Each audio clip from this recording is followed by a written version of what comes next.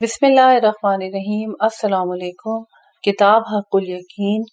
جلد نمبر 2 کے ساتھ راحہ کاظمی آپ سب کی خدمت میں حاضر ہے۔ پارٹ نمبر 12 ہے اور صفحہ نمبر 113 ہے۔ موضوع ہے حساب و سوال اور مظالم ابعاد کے سلسلے میں فیصلوں کا بیان۔ ان کے بارے میں آیتیں اور حدیثیں بہت ہیں اور ان پر مجملاً ایمان لانا واجب ہے۔ بہت سی روایتوں میں وارد ہوا ہے کہ خدا سریع الحساب ہے اور اسرع الحاسبین ہے،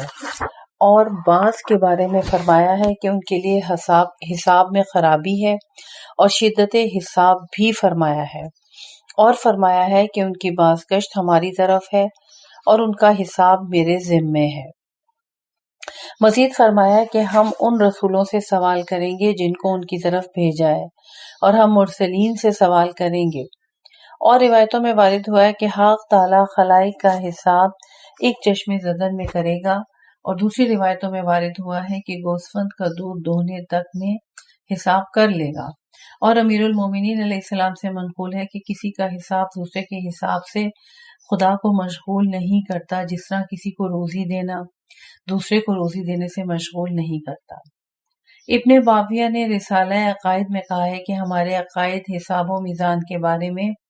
یہ ہیں کہ وہ حق ہے، یعنی بعض کے حساب کی جانب خدا خود متوجہ ہوگا اور بعض کا حساب اپنی حجتوں پر چھوڑ دے گا، یعنی انبیاء علیہ السلام و ائمہ علیہ السلام کا حساب خود کرے گا، اور ہر پیغمبر اپنے اوصیاء کا حساب کرے گا، اور اولیاء ان کے حساب کے متولی ہوں گے، اور خداوند عالم انبیاء و مرسلین پر گواہ اور وہ اوصیاء پر گواہ ہوں گے، اور ائمہ اطہار علیہم السلام عام لوگوں پر گواہ ہوں گے، جیسا کہ حق تعالیٰ نے فرمایا ہے تاکہ رسول صلی اللہ علیہ وآلہ وسلم تم پر گواہ ہوں اور تم لوگوں پر گواہ ہوں۔ پھر فرمایا ہے کہ ان کا حال اس وقت کیا ہوگا جبکہ ہم ہر امت میں سے ایک گواہ لائیں گے اور تم کو ایک محمد صلی اللہ علیہ وآلہ وسلم ان پر گواہ قرار دیں گے۔ اور فرمایا ہے وَيَتْلَوْهُ شَاهِدٌ مِّنْهُ، شاہد حضرت علی علیہ السلام ہیں۔ اور جناب صادق علیہ السلام نے فرمایا ہے کہ موازین انبیاء و اوصیاء ہیں، اور خلق میں سے بعض لوگ بے حساب بہشت میں جائیں گے، اور سوال تمام خلق سے ہوگا، کیونکہ فرمایا ہے فَنَسْأَلَنَّ الَّذِينَ أَرْسَلْنَا إِلَيْهِمْ وَلَنَسْأَلَنَّ الْمُرْسَلِينَ۔ دین کے بارے میں سوال کریں گے اور غیر دین کے بارے میں سوال نہیں کریں گے مگر اس سے جس کا حساب کریں گے، کیونکہ حق تعالیٰ فرماتا ہے فَيَوْمَئِذٍ لَا يَسْأَلُ عَنْ ذَنبِ الْإِنسِ وَلَا جان، یعنی اس روز کسی سے اس کے گناہ کے بارے میں نہ پوچھا جائے گا، نہ انسانوں سے، نہ بنی آدم علیہ السلام کے شیعہ جنوں سے، اور نہ ائمہ کے شیعوں سے، اور نہ ان کے علاوہ کسی سے پوچھا جائے گا، جیسا کہ تفسیر اہل بیت علیہ السلام میں وارد ہوا ہے۔ اور جس کا حساب کریں گے وہ معذب ہوگا، اگرچہ موقف قیامت پر دیر تک رکے رہنے سے ہو، اور جہنم سے کوئی نجات نہ پائے گا اور بہشت میں داخل نہ ہوگا لیکن خدا کی رحمت کے سبب سے۔ اور پروردگار عالم اپنے اولین و آخرین کے تمام بندوں کا حساب ایک خطاب کے ساتھ اور ایک دفعہ کرے گا، تاکہ ہر ایک اپنے عمل کا حساب سن لے، دوسرے کا نہیں سنے گا، اور گمان کرے گا کہ خود وہی مخاطب ہے، دوسرا نہیں، اور مخاطبہ مشغول نہیں کرے گا۔ اور اولین و آخرین کے حساب سے دنیا کی ساعتوں میں سے ایک ساعت میں فارغ ہو جائے گا، اور ہر ایک کا نامہ اعمال نکال دے گا، جس کو وہ کھلا ہوا دیکھیں گے، جس میں ان کے تمام اعمال لکھے ہوں گے، اور کوئی چھوٹا بڑا عمل نہ ہوگا مگر یہ کہ اس میں داخل ہوگا۔ پھر اس کو خود اس کی اپنی ذات کا حساب کرنے پر مقرر فرمائے گا، اور اس کو خود اپنا حاکم قرار دے گا، اور اس سے کہے گا کہ اپنا نامہ اعمال خود پڑھ لے، آج تو خود اپنا حساب کرنے کے لیے کافی ہے۔ اور ایک جماعت کے دہن پر خداوند عالم مہر لگا دے گا، اور ان کے پیر اور ہاتھ اور تمام اعضاء گواہی دیں گے جو دنیا میں وہ کرتے تھے، اور وہ اپنی کھالوں سے کہیں گے کیوں تم نے ہمارے خلاف گواہی دی؟ تو وہ کہیں گے کہ ہم کو خدا نے گویا کیا جو ہر چیز میں کلام پیدا کر سکتا ہے، اور اسی نے تم کو پہلی بار خلق کیا، اور تمہاری بازگشت اسی کی طرف ہے۔ کلام صدوق تمام ہوا۔ انہوں نے خبروں کے درمیان اسی طرح جمع کیا ہے، اور کلینی نے حضرت علی بن حسین علیہ السلام سے روایت کی ہے کہ اہل شرک کے لیے ترازو نہیں نصب کیے جائیں گے اور حساب کے دفتر نہیں کھولے جائیں گے، بلکہ ان کو جوق در جوق بے حساب جہنم میں لے جائیں گے۔ ترازوؤں کا نصب کیا جانا اور دفتروں کا قائم ہونا اہل اسلام کے لیے ہوگا۔ علی بن ابراہیم ابن بابیہ شیخ توسی نے بسند ہائے معتبر حضرت امام محمد باقر علیہ السلام سے روایت کی ہے کہ بندہ اپنے پروردگار کے سامنے سے 2 قدم اپنی جگہ سے حرکت نہ کر سکے گا جب تک کہ وہ 4 خصلتوں کے بارے میں اس سے سوال نہ کر لے گا۔ نمبر 1 اس کی عمر کے بارے میں کہ کس چیز پر ختم کی، نمبر 2 اور اس کے بدن یا اس کی جوانی کے متعلق کہ کس مشغلے میں صرف کی، نمبر 3 اس کے مال کے بارے میں کہ کہاں سے کمایا اور کس کام میں خرچ کیا، نمبر 4 اور ہم اہل بیت علیہ السلام کی محبت کے بارے میں۔ ابن باویہ نے بسند معتبر حضرت صادق علیہ السلام سے روایت کی ہے کہ قیامت کے دن 2 بندہ مومن کو حساب کے لیے کھڑا کریں گے جو دونوں اہل بہشت سے ہوں گے۔ ان میں سے ایک فقیر ہوگا اور دوسرا غنی ہوگا۔ فقیر کہے گا خدا بندہ کس لیے مجھ سے تو نے مال روک رکھا تھا؟ تیری عزت کی قسم کہ تو جانتا ہے تو نے مجھ کو کوئی سلطنت اور حکومت نہیں دی تھی کہ میں اس میں انصاف یا ظلم کرتا، اور زیادہ مال بھی نہیں دیا تھا جس میں تیرا حق واجب ہوا ہوتا، اور ادا کرتا یا نہ ادا کرتا۔ تو نے ہر ایک روز مجھ کو اسی قدر روزی دی جس قدر تو جانتا تھا کہ میرے لیے کافی ہو سکتی تھی، اسی قدر مقدر کی تھی۔ اس وقت خدا بند جلیل فرمائے گا کہ میرا بندہ سچ کہتا ہے، اس کو چھوڑ دو تاکہ بہشت میں داخل ہو جائے۔ اور وہ دوسرا شخص جو غنی تھا اس قدر کھڑا رہے گا کہ پسینہ اس کے جسم سے جاری ہو جائے گا، اس قدر کہ اگر 40 اونٹ پیئیں تو کافی ہو۔ پھر وہ داخل بہشت ہوگا۔ وہ فقیر اس سے کہے گا کس چیز نے تجھ کو اس قدر روکا؟ وہ کہے گا کہ حساب کا طول ہونا، برابر ایک کے بعد دوسری چیز میری تقصیرات میں سے ظاہر ہوتی تھی اور خدا مجھے بخشتا جاتا تھا، یہاں تک کہ مجھے اپنی رحمت سے ڈھانپ دیا اور توبہ کرنے والوں کے ساتھ ملا دیا۔ تم کون ہو؟ تو اس نے کہا میں وہی فقیر ہوں جو تمہارے ساتھ محشر میں تھا۔ وہ کہے گا کہ بہشت کی نعمتیں تمہارے لیے آراستہ کی گئی ہیں اس سبب سے کہ میں نے تم کو نہیں پہچانا۔ اور کتاب زہد میں حسین بن سعید نے روایت کی ہے کہ ایک شخص حضرت امام باقر علیہ السلام کی خدمت میں آیا اور کہا ابن رسول اللہ صلی اللہ علیہ وآلہ وسلم، میں نے ایک گناہ کیا ہے جو میرے اور خدا کے درمیان ہے اور اس پر کوئی مخلوق مطلع نہیں ہے مگر مجھ پر گراں ہے، اور آپ کو اس سے بلند جانتا ہوں کہ وہ آپ سے بیان کروں۔ حضرت نے فرمایا روز قیامت جب خدا اپنے بندہ مومن کا حساب کرے گا اس کو اس کے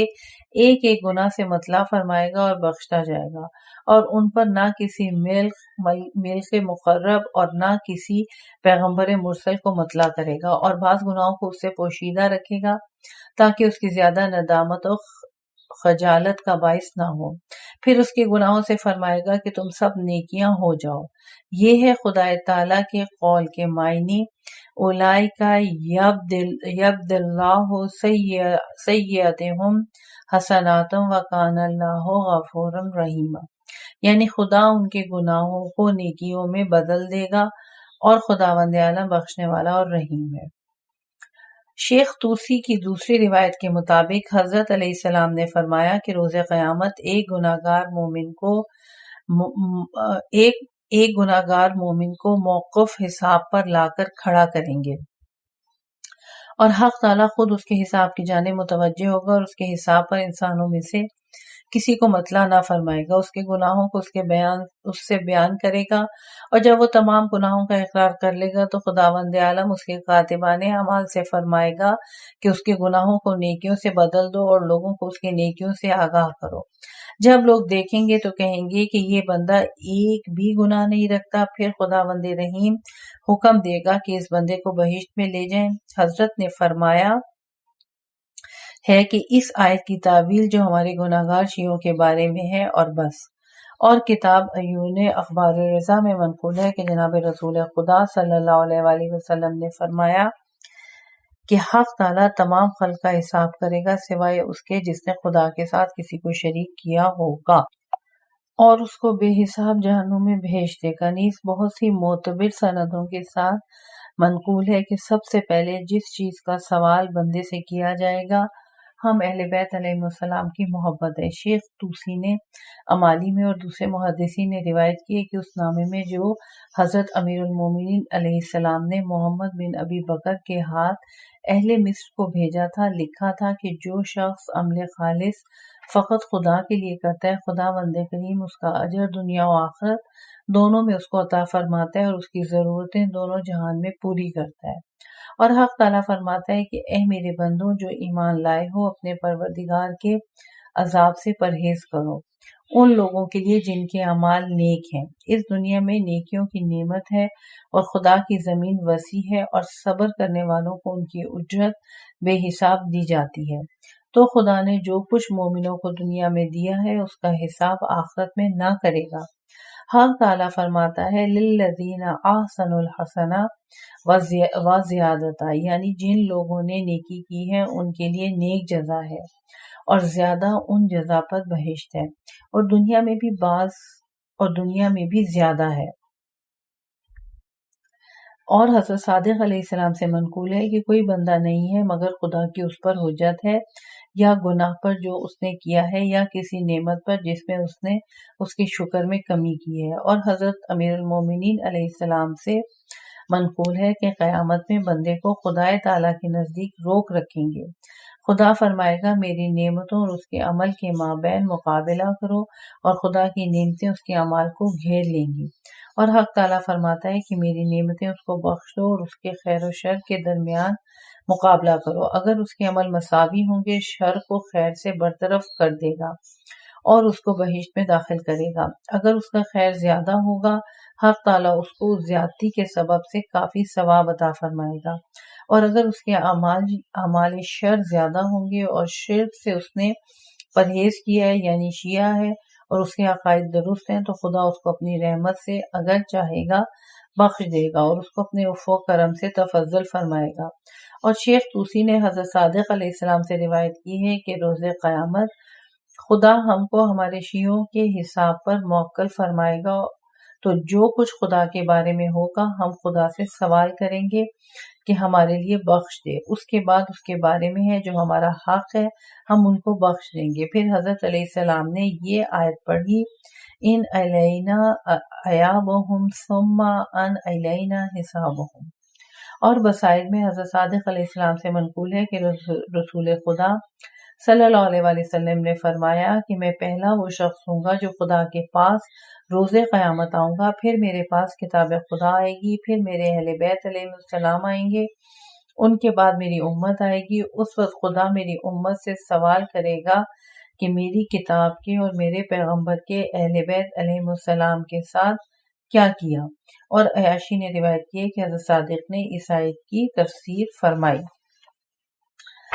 صفحہ نمبر 117 کے بعد صفحہ نمبر 18 اور صفحہ نمبر 19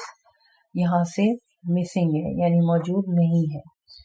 تو اس لیے پھر مجھے اب صفحہ نمبر 120 پڑھنا ہے وہ اسی موضوع کا تسلسل لیکن صفحے کا تسلسل نہیں بنے گا۔ پھر خدا کی جانب سے منادی ندا دے گا کہ یہ قصر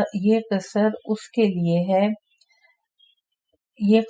کے لیے ہے جس نے کسی مومن کا مظلمہ معاف کر دیا ہوگا، یہ سن کر ان میں سے اکثر معاف کر دیں گے اور عقبہ سے خلاصی پائیں گے، تھوڑے افراد رہ جائیں گے جو معاف نہ کریں گے۔ اس وقت خدا تعالیٰ فرمائے گا کہ میری بہشت میں وہ شخص داخل نہ ہوگا جس کے ذمے مسلمانوں کا کوئی حق ہوگا، یہاں تک کہ اس سے وقت حساب وہ حق حاصل کیا جائے گا۔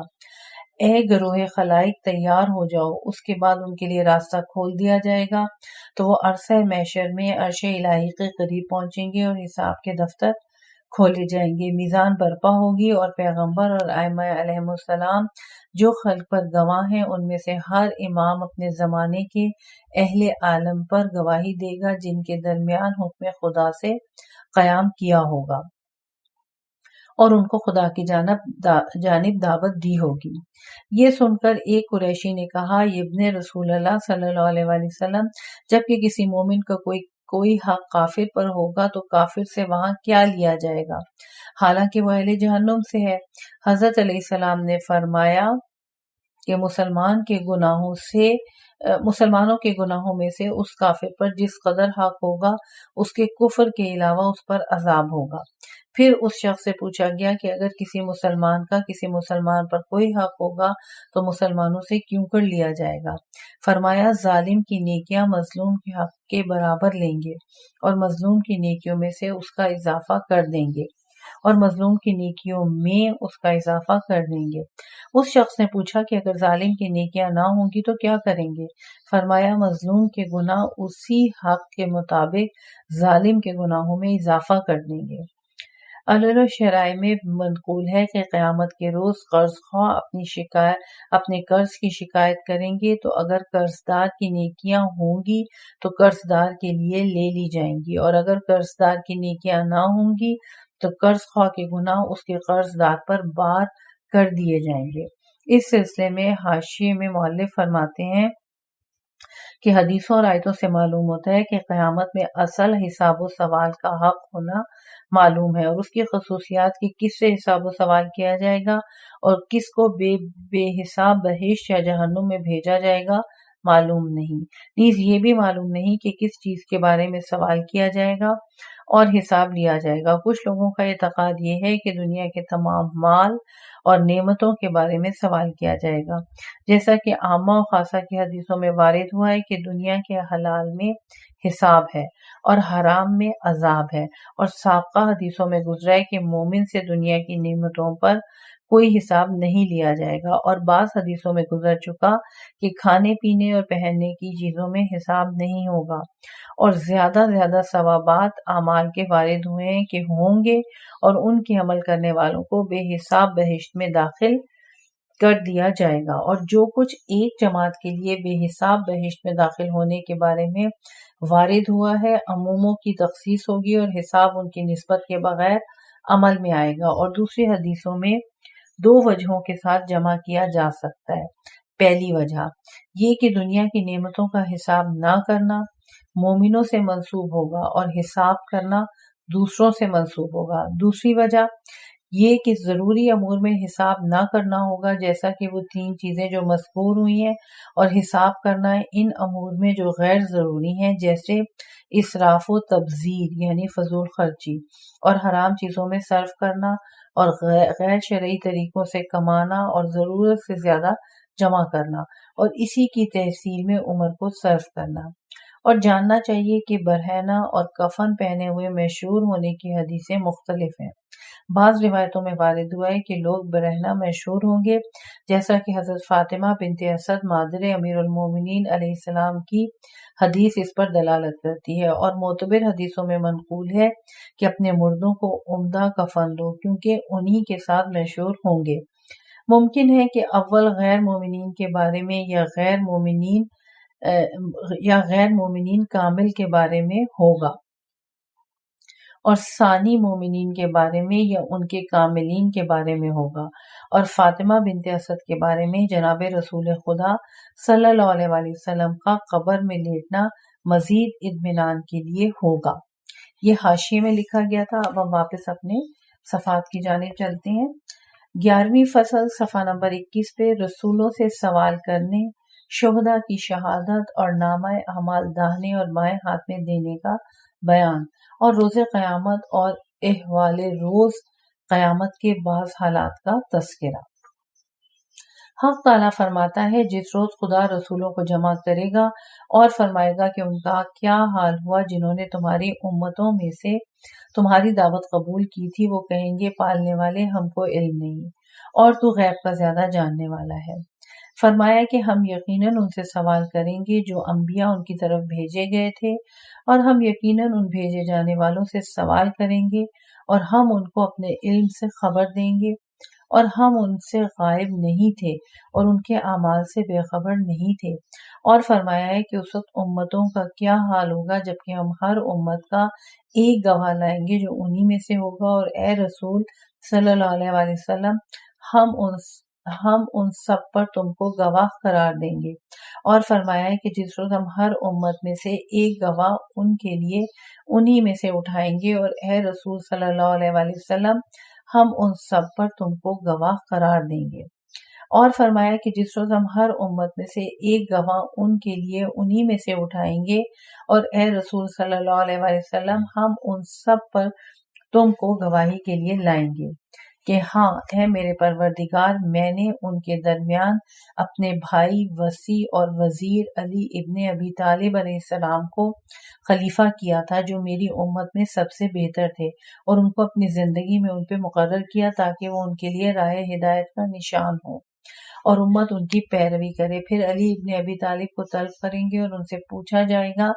کہ کیا محمد صلی اللہ علیہ وآلہ وسلم نے تم کو وصیت کی تھی اور اپنی امت میں خلیفہ بنایا اور تم کو اپنی حیات میں مقرر کیا تاکہ تم ان کی راہ ہدایت کے نشان ہو، اور کیا تم ان کے بعد ان کے قائم مقام ہوئے؟ حضرت علیہ السلام عرض کریں گے، ہاں میرے پروردگار، محمد صلی اللہ علیہ وآلہ وسلم نے مجھ کو وصیت کی اور اپنی امت میں مجھ کو خلیفہ بنایا، لیکن جب تو نے محمد صلی اللہ علیہ وآلہ وسلم کو اپنی طرف بلا لیا تو ان کی امت نے میرا انکار کیا اور میرے ساتھ مکر کیا اور مجھ کو کمزور و ضعیف کر دیا کہ قتل کر دیں، اور مجھ پر اس شخص کو مقدم کیا جس کو تو نے مؤخر قرار دیا تھا، اور مؤخر شخص کو جس کو تو نے مقدم کیا تھا ان لوگوں نے میری باتیں نہ سنی اور میری اطاعت نہ کی۔ آخر میں نے ان سے تیرے حکم کے باوجہ جنگ کی، یہاں تک کہ انہوں نے مجھے قتل کر دیا۔ اس وقت خدائے بزرگ و برتر علی علیہ السلام سے فرمائے گا کہ کیا تم نے اپنے بعد امت محمد صلی اللہ علیہ وآلہ وسلم میں کوئی حجت اور کوئی خلیفہ زمین پہ چھوڑا جو میرے بندوں کو میرے دین کی جانب اور میری خوشنودی کے راستے پر بلاتا؟ علی علیہ السلام کہیں گے کہ اے میرے پروردگار، میں نے ان میں سے اپنے اور تیرے پیغمبر صلی اللہ علیہ وآلہ وسلم کی دختر کے فرزند حسن علیہ السلام کو چھوڑا تھا۔ پھر امام حسن علیہ السلام کو طلب کریں گے اور وہی سوال جو علی ابن ابی طالب علیہ السلام سے کیا تھا ان سے بھی کیا جائے گا، اور اسی طرح ہر امام کو ایک امام کے بعد طلب کریں گے، ہر ایک اپنے زمانے والوں پر حجت تمام کرے گا تو حق تعالیٰ ان کے عذر کو قبول فرمائے گا اور ان کی حجت کو جائز قرار دے گا۔ پھر حق تعالیٰ فرمائے گا کہ یہ وہ دن ہے جو سچوں کو ان کی سچائی کے سبب سے نفع بخشے گا۔ کلینی نے حضرت صادق علیہ السلام سے روایت کی ہے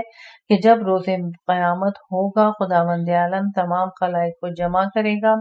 سب سے پہلے جس کو طلب کرے گا حضرت نوح علیہ السلام ہوں گے۔ ان سے پوچھا جائے گا کہ کیا تم نے تبلیغ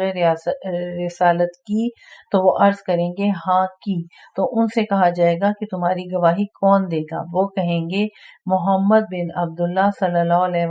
وآلہ وسلم۔ اور حضرت نوح علیہ السلام لوگوں کے سروں پر پیر رکھتے ہوئے جناب رسول خدا صلی اللہ علیہ وآلہ وسلم کے پاس پہنچیں گے اور وہ مشک کے ایک ٹیلے پر ہوں گے۔ علی علیہ السلام ان کے ساتھ ہوں گے۔ یہ ہے خدا کے اس قول کے معنی فَلَمَّا رَأَوْهُ زُلْفَةً سَیِّئَتْ وُجُوهُ الَّذِینَ کَفَرُوا، یعنی جب ان کو حق تعالیٰ کے نزدیک صاحب قرب و منزلت دیکھیں گے تو کافروں کے چہرے متغیر ہو جائیں گے۔ نوح علیہ السلام حضرت رسالت مآب صلی اللہ علیہ وآلہ وسلم سے کہیں گے کہ حق تعالیٰ مجھ سے تبلیغ رسالت پر گواہ طلب فرماتا ہے۔ حضرت فرمائیں گے کہ اے جعفر اور اے حمزہ جاؤ اور نوح علیہ السلام کے لیے گواہی دو کہ انہوں نے تبلیغ رسالت کی۔ حضرت صادق علیہ السلام ارشاد فرماتے ہیں کہ اس وقت حضرت حمزہ عین اور میم جناب رسول خدا صلی اللہ علیہ وآلہ وسلم اور حضرت جعفر طیار پیغمبروں کے ان کی تبلیغ رسالت پر گواہ ہوں گے۔ راوی نے کہا کہ میں آپ پر فدا ہوں، علی علیہ السلام اس وقت کہاں ہوں گے؟ حضرت علیہ السلام نے فرمایا علی علیہ السلام کی شان و منزلت اس سے بلند ہے کہ ان کو گواہی کے لیے بھیجیں۔ اور اس سلسلے میں حاشیے میں لکھا ہے کہ مؤلف فرماتے ہیں کہ جناب رسول خدا صلی اللہ علیہ وآلہ وسلم اور آپ کے اوصیاء کے بعد جناب نوح علیہ السلام کا طلب کیا جانا شاید تمام پیغمبروں سے پہلے ہوگا۔ واپس صفحے کی طرف چلتے ہیں۔ عیاشی سے منقول ہے کہ جناب امام زین العابدین علیہ السلام سے منقول ہے کہ جناب امیر علیہ السلام نے فرمایا کہ قیامت کے روز ترازو نصب کیے جائیں گے اور پیغمبروں اور شہیدوں کو حاضر کیا جائے گا، اور شہداء ائمہ اطہار علیہم السلام ہیں، اور ہر امام اپنے زمانے کے لوگوں کے بارے میں گواہی دیں گے جن کے درمیان خدا کے حکم سے قیام فرما رہے ہوں گے اور ان کو راہ خدا کی جانب دعوت دی ہوگی، اور کلینی نے حضرت صادق علیہ السلام سے روایت کی ہے کہ قول خدا فَكَيْفَ إِذَا جِئْنَا مِنْ كُلِّ أُمَّةٍ بِشَهِيدٍ کی تفسیر میں حضرت علیہ السلام نے فرمایا کہ یہ آیت حضور صلی اللہ علیہ وآلہ وسلم کی امت کے بارے میں نازل ہوئی ہے اور بس، اور ہر زمانے میں اس امت کا امام ہم میں سے ہے جو اس زمانے کے لوگوں پر گواہ ہے، اور حضرت صلی اللہ علیہ وآلہ وسلم ہم پر گواہ ہوں گے۔ اس مضمون پر حدیثیں بہت ہیں کہ ہر امام اپنے زمانے کے لوگوں کے ساتھ بلایا جائے گا، اور جس کے ایمان کی گواہی اس وقت کے امام دیں گے وہ نجات پائے گا، اور ان کے منکروں اور مخالفوں کو جہنم میں ڈال دیا جائے گا۔ شیخ طوسی نے مجالس میں بسند صحیح روایت کی ہے کہ حضرت صادق علیہ السلام سے قول حق تعالی قل اللہ الحجۃ البالغہ، یعنی کہہ دو کہ خلق پر خدا کی حجت کاملہ اور بالغہ ہے۔ حق تعالی اپنے بندے سے روز قیامت فرمائے گا کہ کیا تم عالم تھے؟ اگر وہ کہے گا ہاں تو خدا فرمائے گا کیوں تم نے عمل نہیں کیا؟ اگر وہ کہے گا کہ میں جاہل تھا تو فرمائے گا کہ کیوں تم نے علم حاصل نہ کیا تاکہ عمل کرتے؟ الغرض اس پر حجت تمام ہو جائے گی۔ یہ ہے حجت بالغہ خلق پر، یہ ہے حجت بالغہ خلق پر۔ کلینی نے بسند معتبر روایت کی ہے کہ حضرت صادق علیہ السلام نے فرمایا کہ تم میں ایک مرد یعنی صالح یا شیعوں کے عالموں میں سے کسی محلے میں ہوتا ہے تو خدا اس کو اس کے ہمسایوں پر حجت قرار دیتا ہے، تو روز قیامت ان محلے والوں سے فرمائے گا کہ کیا فلاں مرد تمہارے درمیان نہ تھا؟ کیا تم اس کی فرمائے گا کہ کیا تم اس کی اب پھر 125 صفحے کے بعد 126 اور 127 جو ہے وہ یہاں پر موجود نہیں ہے پیج، اور اب ہم صفحہ نمبر 128 کو پڑھتے ہیں۔ پھر اس مقام پر جمع ہوں گے جہاں تمام خلائق کو بولنے کی طاقت ہوگی، لیکن وہاں کوئی ایک نہ بول سکے گا سوائے اس کے جس کو خداوند رحمان بولنے کی اجازت دے گا، اور وہ حق اور درست بات کہے گا۔ پھر رسولوں کو کھڑا کریں گے اور ان سے سوال کیا جائے گا جیسا کہ فرمایا ہے فَكَيْفَ إِذَا جِئْنَا مِنْ كُلِّ أُمَّةٍ بِشَهِيدٍ وَجِئْنَا بِكَ عَلَى هَؤُلَاءِ شَهِيدًا۔ جناب رسول خدا صلی اللہ علیہ وآلہ وسلم شہداء پر گواہ ہوں گے، اور شہداء انبیاء ہیں۔ پھر دوسرے مقام پر جمع ہوں گے اور اس جگہ ایک دوسرے سے نزاع اور جھگڑا کریں گے، اور مظلوم کا حق ظالم سے لیا جائے گا۔ یہ مقام خدا کی عدالت کا دیوان ہے، اور تمام مقامات حساب سے پہلے ہوں گے۔ پھر جب حساب شروع کرے گا تو ہر شخص اپنے حساب میں مشغول ہوگا اور کسی دوسرے کی جانب متوجہ نہ ہوگا۔ میں خدا سے اس روز کی برکت کا سوال کرتا ہوں، اور الشرع میں روایت کی ہے کہ حضرت صادق علیہ السلام سے لوگوں نے پوچھا کہ انسان اپنے نوافل ایک مقام پر ادا کرے یا متعدد مقام پر؟ حضرت نے فرمایا متفرق مقام پر ادا کرے، کیونکہ یہ مقامات اس کے لیے روز قیامت گواہی دیں گے۔ کلینی نے بسند صحیح انہی حضرت سے روایت کی ہے کہ جب کوئی بندہ توبہ نصوح کرتا ہے تو حق تعالیٰ اس کو دوست رکھتا ہے اور اس کے گناہوں کو دنیا و آخرت میں پوشیدہ کرتا ہے۔ راوی نے پوچھا کہ کس طرح چھپا دیتا ہے؟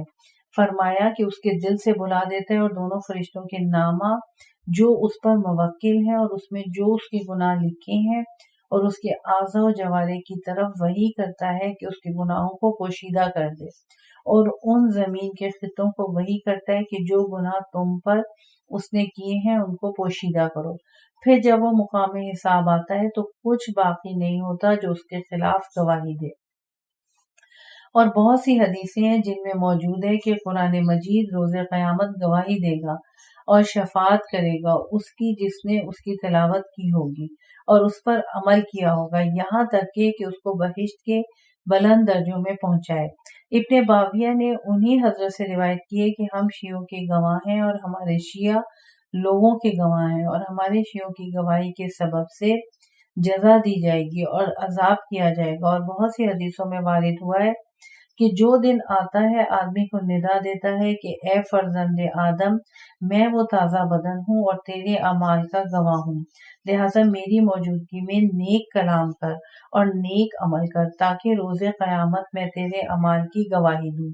کیونکہ اس کے بعد پھر تو مجھ کو نہ پائے گا۔ اور رات بھی یہی ندا دیتی ہے۔ نیز انہی حضرت سے منقول ہے کہ مومن کو اس کا نامہ اعمال کھلا ہوا دیا جائے گا، جس میں لکھا ہوگا کہ یہ خدائے عزیز و حکیم کی کتاب ہے، فلاں شخص کو بہشت میں داخل کرو۔ اور امام حسن عسکری علیہ السلام کی تفسیر میں مذکور ہے کہ جناب رسول خدا صلی اللہ علیہ وآلہ وسلم نے فرمایا ہے کہ جیسا کہ خداوند عزوجل نے تم کو حکم دیا ہے کہ اپنی جانوں اور دین اور مالوں کے بارے میں احتیاط کرو تاکہ ان کو اپنا گواہان عادل قرار دو، اسی طرح خدا نے بندوں کے بارے میں احتیاط فرمائی ہے کہ ان کے لیے جن گواہوں کو اختیار کیا ہے وہ چند فرشتے ہیں جن کو گواہ اور موکل کیا ہے، اور جو اس کے اعمال و اقوال کو جو اس سے صادر ہوتے ہیں اور چیزوں پر اس کے نگاہ کرنے کو تحریر و محفوظ کرتے ہیں، اسی طرح زمین کے خطے جن پر عبادت یا معصیت کی ہے اس کے گواہ ہیں، اور اس پہ رات دن اور مہینے گواہ ہیں، اور خدا کے تمام مومن بندے اس کے گواہ ہیں، اور اس کے کاتبان اعمال گواہ ہیں۔ کتنے ہی لوگ ہوں گے جو روز قیامت ان کی گواہی سے سعادت مندوں میں ہوں گے، اور کتنے ہی لوگ ہوں گے جو روز قیامت ان کی گواہیوں سے شقی اور معذب ہوں گے۔ بے شک خداوند عالم روز قیامت اپنے بندوں اور کنیزوں کو ایک میدان میں جمع کرے گا جہاں آنکھ سب کو دیکھے گی اور پکارنے والے کی آواز سب سنیں گے، اور راتوں، دنوں، مہینوں، سالوں، گھڑیوں اور زمین کے قطعات کو جمع کرے گا۔ تو جس شخص نے نیک عمل کیا ہوگا تو اس کے اعضاء و جوارے اور زمین کے قطعات مہینے، سال، گھڑیاں، راتیں، دن اور جمعے کی راتیں اور اس کی ساعتیں اس کی گواہی دیں گی، اور اس کے لیے سعادت ابدی میسر آئے گی، اور جس نے برے عمل کیے ہوں گے یہ سب اس کی گواہی دیں گے، اور شقاوت ابدی میں بدبخت ہوگا۔ لہٰذا روز قیامت کے لیے عمل کرو اور اس روز کے لیے توشہ تیار کرو۔ اس کے بعد حضرت علیہ السلام نے ماہ رجب و شعبان و رمضان اور ان کے روزوں اور ان مہینوں میں اعمال کی فضیلت اور ان کی گواہی دینا ان کے لیے بیان فرمایا۔ حسن بن سعید نے کتاب زہد میں حضرت جعفر صادق علیہ السلام سے روایت کی ہے کہ جب حق تعالی چاہے گا کہ مومن کا حساب کرے تو نامہ اعمال اس کے دانے ہاتھ میں دے گا اور اس کا حساب اپنے اور اس کے درمیان کرے گا تاکہ کسی کو اس کی خبر نہ ہو، اور فرمائے گا اور اس کا حساب اپنے اور اس کے درمیان کرے گا تاکہ کسی کو اس کی خبر نہ ہو، اور فرمائے گا اے میرے بندے تو نے فلاں کام اور فلاں کام کیا، وہ کہے گا ہاں اے میرے پالنے والے میں نے کیا ہے۔ خداوند عالم فرمائے گا میں نے ان کو بخش دیا اور اس سے نیکیاں تیرے لیے بدل دی۔ اس وقت لوگ کہیں گے کہ سبحان اللہ، یہ بندہ ایک گناہ بھی نہیں رکھتا۔ یہ ہے خدائے بزرگ کے قول کے معنی، جس کا نامہ اعمال اس کے دانے ہاتھ میں دیا جائے گا، اس کے بعد اس کا آسان حساب کیا جائے گا تو وہ اپنے اہل کی جانب مسرور و خوش و خرم واپس ہوگا۔ راوی نے پوچھا کہ وہ اہل کون ہیں؟ فرمایا جو اہل وہ دنیا میں رکھتا تھا وہی اس کے بہشت میں ہوں گے، اگر وہ اہل بھی مومن ہوں گے۔ پھر فرمایا کہ اگر خدا کا ارادہ بندے کے گناہوں کے سبب سے بدی ہوگا تو اس کا علانیہ خلائق کے سامنے حساب کرے گا اور اس پر حجت تمام کرے گا، اور اس کا نامہ اعمال اس کے بائیں ہاتھ میں دے گا، جیسا کہ خدا تعالیٰ نے فرمایا ہے کہ جس کا نامہ اس کے پشت سر سے دیں گے تو ہائے موت کہے گی کہ جہنم کی آگ کا بھڑکانے والا ہوگا، کیونکہ وہ اپنے اہل میں ممتاز تھا، یعنی دنیا میں گمان کرتا تھا کہ آخرت میں واپس نہ جائے گا۔ اور یہ اشارہ ہے اس طرف کہ کافروں اور منافقوں کے ہاتھ ان کی گردنوں میں باندھ دیں گے اور ان کے نامہ اعمال ان کے پشت سر سے ان کے بائیں ہاتھ میں دیں گے۔ ان دونوں حالتوں کا وضو میں ہاتھ دھونے کے وقت دعاؤں میں اشارہ ہوا ہے کہ خدا بندہ میرے نامہ عمل میرے داہنے ہاتھ میں دینا، اور بہشت میں ہمیشہ رہنے کا پروانہ میرے بائیں ہاتھ میں دینا، اور میرا حساب آسان فرما دینا، اور اے خدا میرا نامہ اعمال میرے بائیں ہاتھ میں نہ دینا۔ میں اوپر دوبارہ پڑھتی ہوں، یہ انہوں نے بائیں ہاتھ لکھ دیا جبکہ دائیں ہاتھ لکھنا ہے۔ خداوندہ میرا نامہ اعمال میرے دائیں ہاتھ میں دینا اور بہشت میں ہمیشہ رہنے کا پروانہ میرے دائیں ہاتھ میں دینا، اور میرا حساب آسان حساب کرنا، اور اے خدا میرا نامہ عمل میرے بائیں ہاتھ میں نہ دینا، اور نہ میرے پشت سر سے میرا نامہ اعمال دینا، اور نہ میرا ہاتھ میری گردن سے باندھنا۔ واضح ہو کہ انسان کے اعضاء کی گواہی دینے کے بارے میں اختلاف کیا ہے کہ کیا معنی رکھتا ہے۔ بعضوں نے کہا ہے کہ حق تعالیٰ ان کو صورت میں حادث کرے گا، اور بعض نے کہا ہے کہ ان کو شعور اور قوت کلام بخشے گا، اور بعضوں نے کہا ہے کہ ان میں وہ صفت پیدا کرے گا جو ان سے گناہوں کے صادر ہونے پر دلالت کرے گی، اور ان کا بات کرنا مجاز ہے۔ اس طرح زمانوں اور زمین کے قطعات اور آسمانوں کے دروازوں کے بارے میں جن سے مومنین کے اعمال اوپر جاتے ہیں اختلاف کیا ہے۔ بعضوں نے کہا ہے کہ اس سے مراد فرشتوں کا گواہی دینا ہے جو ان پر موکل ہیں اور ان میں ساکن ہیں۔ بعض نے کہا ہے کہ ان جمادات کو کمزور شعور ہے۔ بعض نے کہا ہے کہ خداوند عالم ان کو قیامت میں عقل و شعور اور اعلی نطق عطا فرمائے گا۔ بعض نے کہا ہے کہ ان کے مثل خلق فرمائے گا، لیکن اول اور اہوت یہ ہے لیکن اولا اور اہوت یہ ہے کہ ان امور پر مجملاً ایمان رکھیں اور ان کی حقیقت اور کیفیت میں غور و فکر نہ کریں، کیونکہ اگر ضروری ہوتا تو امام بیان فرماتے اور عقل ناقص پر نہ چھوڑتے۔ واللہ یحق الحق وہو یہدی السبیل، اور اللہ حق کو ثابت کرتا ہے اور وہی سچے راستے کی ہدایت کرتا ہے۔ صفحہ نمبر 130 تک ہم نے اس کتاب کی ریڈنگ کر لی ہے۔ کتاب حق الیقین ابھی جلد نمبر 2 جاری و ساری ہے۔